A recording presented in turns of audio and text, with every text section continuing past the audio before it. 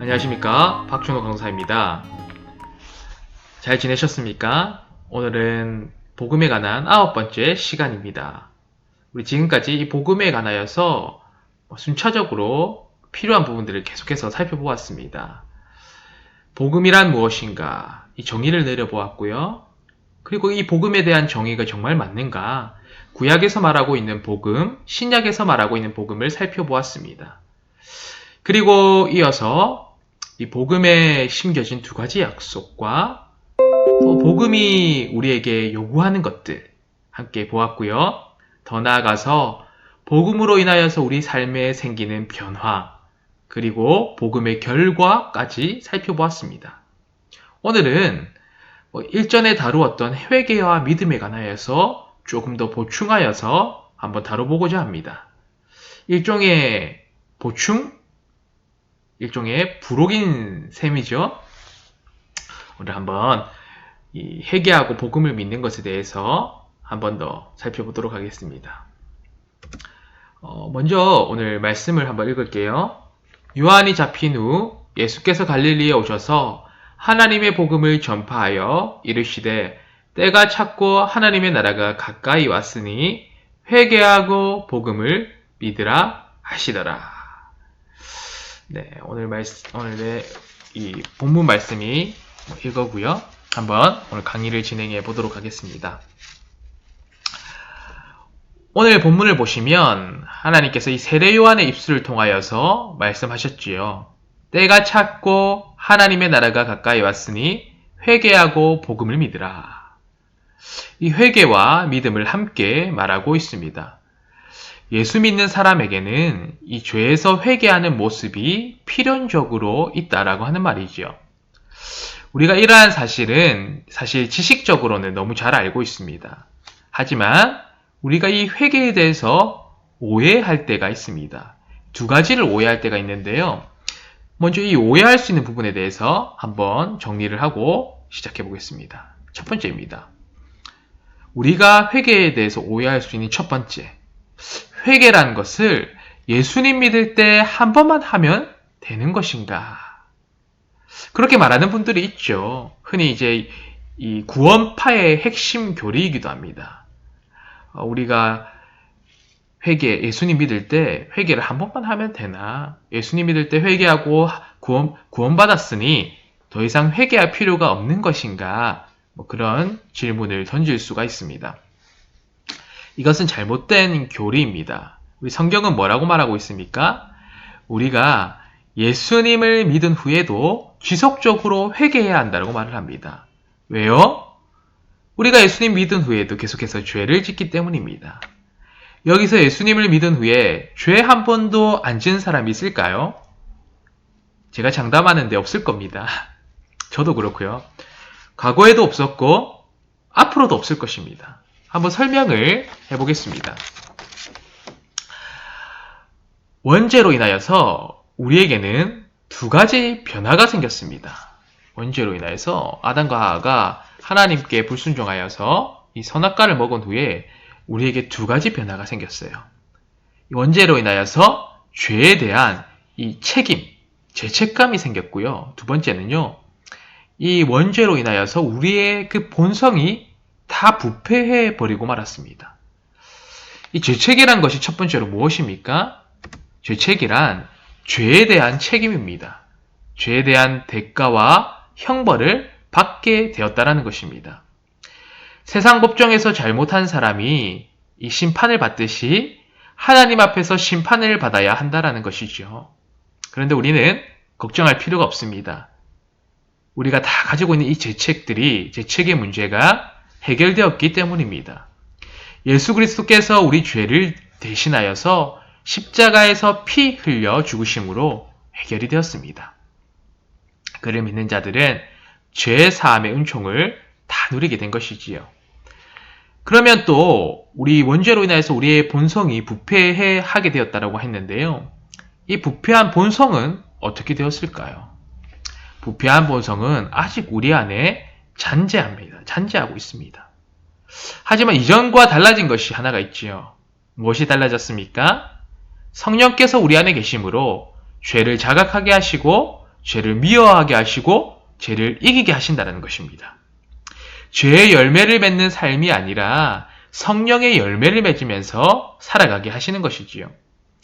그로 인하여서 점진적으로 그리스도를 닮아가게 하십니다. 하지만 때로 우리는 이 부패한 본성 때문에 이 죄를 짓기도 합니다. 그때마다 우리는 그리스도의 보혈에 힘입어서 회개해야 하는 것이죠. 지속적으로 회개해야 한다는 것입니다. 따라서 예수님 믿는 사람은 자신의 육신만 돌볼 것이 아니라 영혼까지 돌보아야 합니다. 우리는 계속해서 우리가 짓는 죄들을 돌아보면서 회개해야 한다는 것이죠. 한 번만 회개할 것이 아니라 예수님 믿은 후에도 계속해서 우리를 돌아보고 우리의 죄를 그리스도의 그 보혈에 힘입어 회개해야 합니다. 그렇게 하면서 우리는 영혼을 돌보아야 하는 사람이죠. 우리는 육신의 더러움을 허용하지를 못합니다. 조금만 이 몸이 더러워져도 참지를 못하죠. 조금만 찝찝하고 더러우면 참지를 못합니다. 한여름에 에어컨이 고장났다라고 생각해 보십시오. 아주 더운 날에 에어컨과 이 선풍기가 고장났다라고 생각해 보십시오. 얼마나 찝찝하겠습니까? 그러면 어떻게 하겠습니까? 계속해서 땀을 씻기 위해서 샤워를 하거나 얼음물을 마시거나 그렇게 우리의 찝찝한 육신을 깨끗하게 하려고 노력하지 않겠습니까? 이처럼 우리는 육신을 아주 잘 돌봅니다. 때로는 행여나 몸에서 안 좋은 채취가 날까봐 향수도 뿌리죠. 그렇다면 우리의 영혼은 어떠합니까? 우리의 영혼은 매일 회개라고 하는 그 샤워를 통하여서 깨끗하게 돌보고 있습니까? 행여나 우리의 영혼이 부패하여 심한 악취를 내고 있음에도 불구하고 방치하고 있는 것은 아닙니까? 예수님 믿을 때 한 번만 회개하고 마는 것이 아니라 이 지속적인 회개를 통하여서 깨끗한 그릇으로 살아가야 할 것입니다. 그렇게 우리는 살아가야 하고요. 우리 이렇게 회개라는 것은 한 번만 하는 것이 아니라 지속적으로 해야 한다는 것입니다. 또 두 번째 우리가 오해할 수 있는 부분입니다. 이 회개를 슬픈 감정, 양심의 가책과 같은 것으로 이렇게 여기는 것입니다. 회개라는 것이 슬픈 감정, 양심의 가책과 같은 것일까요? 우리 그렇게 생각할 수 있는데요. 그렇지는 않습니다. 우리가 때로는 죄에 대해서 자각을 하고 슬퍼지고 눈물을 흘리고 양심의 가책을 느끼는 그 정도를 회개했다라고 생각할 때가 있습니다. 우리가 흔히 수련회나 이 집회장 가운데서 흔히 볼 수 있는 장면입니다. 물론 이것을 부정하는 것은 아닙니다. 이것도 회개의 일부분입니다. 우리가 죄에 대해서 자각을 하고 슬픈 감정을 느끼고 양심의 가책을 느낍니다. 그런데 제가 말씀드리고 싶은 것은 이것이 회개의 일부는 맞습니다. 그런데 전부가 아니라는 말이죠. 이것이 회개의 전부가 아닙니다, 여러분. 성경을 보십시오. 하나님을 거역한 사람들도 죄에 대해서 자각을 하고 슬픈 감정을 가지고 양심의 가책도 느낍니다.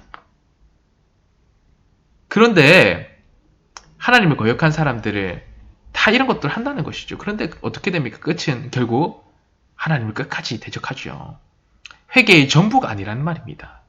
애굽왕 바로를 보십시오. 바로가 하나님의 말씀을 거역했죠. 그런데 자기 죄를 자각하고는 한때 이렇게도 고백했습니다. 출애굽기 9장 27절입니다. 이번은 내가 범죄하였노라. 여호와는 의로우시고 나와 나의 백성은 악하도다. 그는 자신이 범죄하였고 악하다는 것을 자각했습니다. 하지만 어떻게 했습니까? 다시 죄로 돌아갔습니다. 끝까지 하나님을 대적했습니다. 이스라엘 백성들을 대적했던 것이죠. 사울왕은 어떻습니까? 사울왕은 하나님의 말씀을 불순종하는 죄를 역시나 범하였죠. 아말렉 전투 이후에 그들의 소유를 약탈하고 가지지 말라고 하셨는데 그 말씀을 어겼습니다. 사무엘이 이와 같은 사실을 지적하자 사울은 죄를 자각하며 이렇게 말을 했죠. 후회하며 이렇게 말했습니다. 사무엘상 15장 24절 25절입니다. 사울이 사무엘에게 이르되 내가 범죄하였나이다 청하오니 지금 내 죄를 사하고 나와 함께 돌아가서 나로 여호와께 경배하게 하소서. 이렇게 고백을 합니다. 고백만 보면 어떻습니까? 사울이 진실로 회개한 것 같습니다. 하지만 진실한 회개가 아니었습니다. 그는 이후에도 지속적으로 악한 일을 행하다가 비참하게 죽고 말죠. 헤롯도 마찬가지입니다. 헤롯은 세례 요한의 설교를 듣고는 크게 번민하였습니다. 마가복음 6장 20절을 보시면 헤롯이 요한을 의롭고 거룩한 사람으로 알고 두려워하여 보호하며 또 그의 말을 들을 때 크게 번민을 하면서도 달갑게 들음이러라. 헤롯은 세례 요한의 설교를 듣고요. 두려워하고 번민하였습니다. 하지만 잠시였습니다. 그는 헤로디아의 청에 따라 세례 요한을 죽였죠. 잘못을 자각하였지만 그것이 끝이었습니다. 이런 식의 자각은, 죄에 대한 자각은, 슬픈 감정은 오늘날에도 많이 있습니다. 우리 모두에게는 선한 이 양심이 있기 때문에, 하나님이 주신 이 양심이 있기 때문에 자각은 누구나 할 수 있습니다. 신앙 없이도 죄에 대한 자각은 얼마든지 할 수 있다라는 말입니다. 따라서 회개란 죄에 대한 자각, 어떤 우리의 슬픈 감정, 양심의 가책, 그것이 전부가 아니라는 말입니다. 이것이 회개가 아닙니다. 회개의 일부분일 뿐입니다. 그렇다면 온전한 회개란 무엇일까요? 온전한 회개. 성경에서 말하는 온전한 회개. 이 두 가지를 한번 생각해 보려고 합니다. 온전한 회개란 무엇일까요? 첫 번째입니다. 온전한 회개란 내가 누구에게 죄를 지었는지를 확실히 아는 것입니다. 확실히 알고 하나님께 회개하는 것. 이것이 진정한 회개입니다. 온전한 회개입니다. 성경이 말하는 회개는 이 하나님을 의식하는 회개라는 것이죠. 예를 들어 보겠습니다. 누가 친구의 지갑을 훔쳤다라고 가정을 해보겠습니다. 이 사람은 친구에게 잘못을 저질렀죠. 그리고 친구의 의사에 따라서 사회법에 의거하여서 벌을 받게 될 것입니다. 겉으로 보면 이 사람은 친구에게 죄를 지은 것이지요. 친구에게 죄를 지은 것입니다. 그런데 속을 들여다보면 어떻습니까? 이 사람은 친구에게 죄를 짓는 것을 넘어서 하나님께 죄를 범한 것입니다. 도덕법만 어긴 것이 아니라, 사회법만 어긴 것이 아니라 하나님의 법, 율법을 어겼습니다. 도둑질 하지 말라고 하는 8계명을 어긴 것이죠. 뿐만 아니라 이웃사랑을 깨뜨렸습니다. 하나님 말씀에 순종하지 못한 것이죠. 우리가 범하는 모든 죄가 그렇습니다. 우리는 상대방을 향하여 그 사람에게 죄를 짓는다라고 생각하지만 실상은 하나님께 죄를 범하는 것입니다. 그러므로 우리는 사람에게 앞서서 하나님께 죄를 회개해야 합니다. 죄를 통회하는 마음으로 하나님께 먼저 회개해야 되는 것이죠. 용서를 구해야 합니다. 그런데 하나님께서는 우선적으로는 하나님께 죄를 회개해야 된다고 말하시고 그것만으로 끝나는 것이 아니라 2차적으로는 사람에게도 회개를 구해야 된다. 용서를 구해야 된다라고 말씀을 하십니다. 하나님에게 회개했다라고 해서 죄를 범한 사람에게는 침묵하라고 절대 말씀하시지 않으십니다. 마태복음을 보십시오. 5장에서 이렇게 말씀하시죠. 그러므로 예물을 제단에 드리려다가 거기서 내 형제에게 원망 들을 만한 일이 있는 것이 생각나거든 예물을 제단 앞에 두고 먼저 가서 형제와 화목하고 그 후에 와서 예물을 드리라. 참 신기하게도 하나님을 의식하며 회개하는 사람은 사람에게도 용서를 구할 수 있고 그렇게 해야 한다라고 말을 합니다. 말을 하세요. 하나를 또 생각해 보겠습니다. 우리는 하나님을 의식해야 이 죄를 묵인하지 않을 수가 있습니다. 우리는 완악해서요. 이 죄의 결과에 따라서 죄를 인정할 때가 많이 있습니다. 죄의 결과가 드러나지 않는다라고 하면 굳이 회개하지 않는 것이지요. 그래서 우리는 우리의 죄가 하나님께 죄를 범한 것임을 항상 인식해야 됩니다. 이번에도 가정을 해보겠습니다. 음주운전을 했다고 가정해 보겠습니다. 그런데 운이 좋게도 아무런 일 없이 귀가를 한 것이죠. 이것은 교통법을 어긴 것이고 살인미수에 해당하는 중범죄입니다. 하지만 아무런 일이 일어나지 않았기 때문에 그냥 넘어가게 되겠죠. 그리고 그렇게 넘어가는 것이 우리 보통 인간의 이 모습들입니다. 아무 일이 없었다라고 하면 괜찮다라고 합리화하면서 지속적으로 죄를 범하는 것이 인간입니다. 보통 음주운전에 걸리는 사람들을 보면 첫날에 걸리는 사람이 거의 없죠, 사실은. 지속적으로 그렇게 하다가 꼬리가 밟힌 것입니다. 하나님을 의식하는 사람은 결과의 유무에 상관없이 죄를 자각한다면 통회하는 마음으로 회개하는 사람입니다. 내가 마음으로 지은 죄, 생각으로 지은 죄, 육신으로 지은 죄, 결과의 유무에 상관없이 회개하는 사람이라는 것이지요. 여러분 그런 적 있으십니까?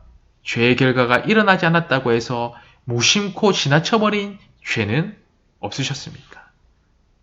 우리는 하나님을 의식하면서 이것에 대해서 회개해야 합니다. 그것이 곧 나를 죄에서 보호하는 일입니다. 죄에서 보호하는 일. 밧세바를 범하고 우리아를 죽인 다윗의 고백을 보십시오. 시편 51편 4절입니다. 내가 주께 범죄하여 주의 목전에 악을 행하였사오니.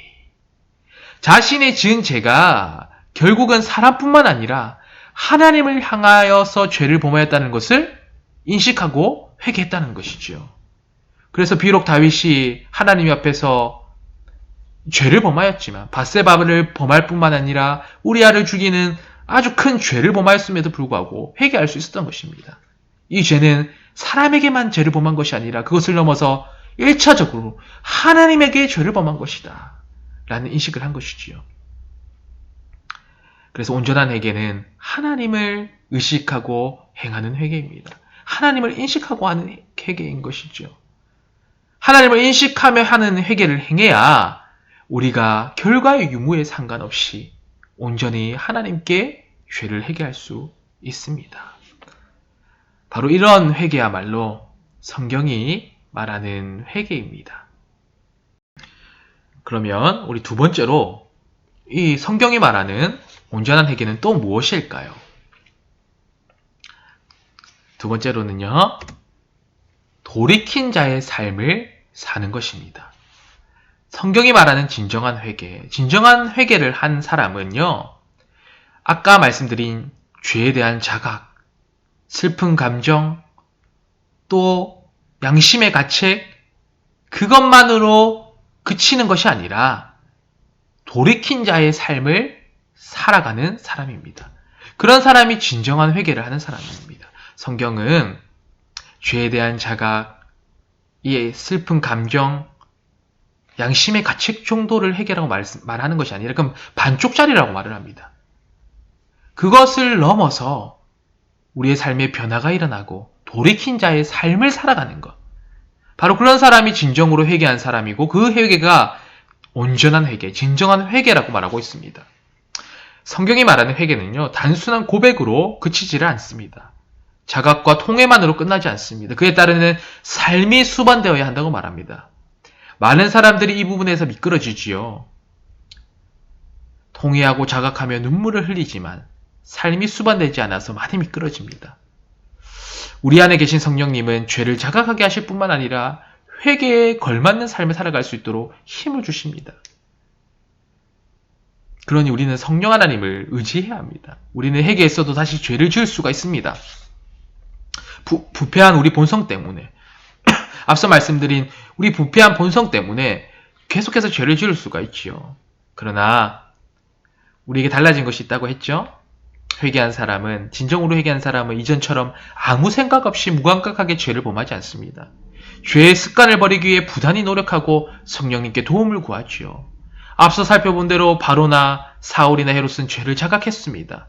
하지만 회개에 따른 삶이 없었던 것이지요. 그것으로 그냥 그쳤던 것입니다. 하지만 정말 중요한 것은 무엇입니까? 그 다음인 것이죠. 하나님이 기뻐하실 만한 그릇으로 우리가 살아가는 모습이 있는가? 죄의 습관에서 돌이키며 성령의 인도하심을 받고자 하는 그런 마음과 자세가 있는가? 이것이 중요한 것입니다. 이러한 모습과 자세가 나타나는 사람은 성경이 말하는 진정한 회개를 한 사람입니다. 사랑하는 여러분, 오늘도 그렇습니다. 오늘도 우리는 이 강의를 통하여서 하나님이 주시는 우리를 향한 메시지를 들었습니다.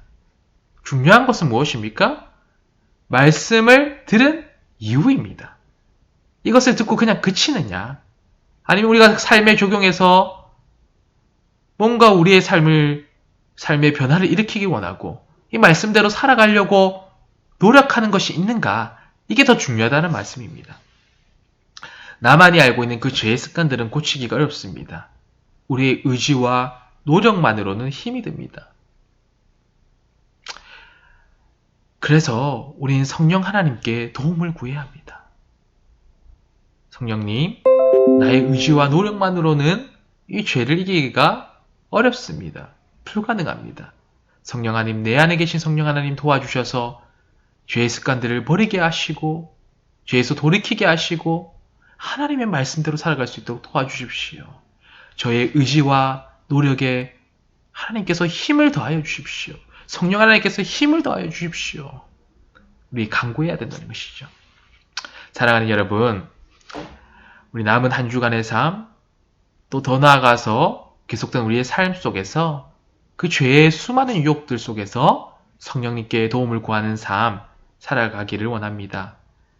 혹시라도 습관적으로 다른 이들을 험담하고 있는 나를 발견한다면, 또 마음이 컨트롤 안 되는 나를 발견하고 있다면 우리 성령 하나님께 도움을 구하시길 바랍니다. 성령 하나님께서 나를 더욱더 깨끗한 그릇으로, 더욱 합당한 그릇으로, 온전한 그릇으로 변화시켜 나갈 것입니다. 나가실 것입니다. 정리를 하겠습니다. 우리가 예수 그리스도를 믿는 것, 복음을 믿는다는 것은 지속적으로 죄를 회개하고 돌이킨 자의 삶을 살아가는 것입니다. 이것이 그리스도인에게 마땅히 있어야 할 모습 중에 하나입니다. 혹시나 우리가 예수님을 믿는다고 하면서, 복음을 믿는다라고 하면서 지속적으로 죄를 회개하는 모습이 없다면, 돌이킨 자의 삶을 살아가는 그런 모습들이 없다면 다시 한번 하나님 앞에서 우리의 그 모습들을 바라보면서 점검을 해보아야 합니다. 사랑하는 여러분, 한 주간도 우리 이 하나님을 의식하면서 죄와 싸우고 또 승리하면서 살아가는 저와 우리 여러분 되실 수 있기를 응원하고 또 간구, 기도합니다. 오늘 이렇게 강의를 마무리하도록 하겠습니다. 우리가 계속해서 이 복음에 대한 주제를 가지고 강의를 진행하고 있는데요. 이 내용들이 우리들에게 참 도움이 되었으면 좋겠습니다. 다음 시간에는 어느덧 마지막 시간이 되었네요. 마지막 시간에는 우리가 앞서 이렇게 다뤘던 내용들을 종합적으로 정리를 하고 그렇게 결론을 짓는 시간을 가지도록 하겠습니다. 수고하셨습니다. 우리 또 다음 시간에 뵙도록 하겠습니다.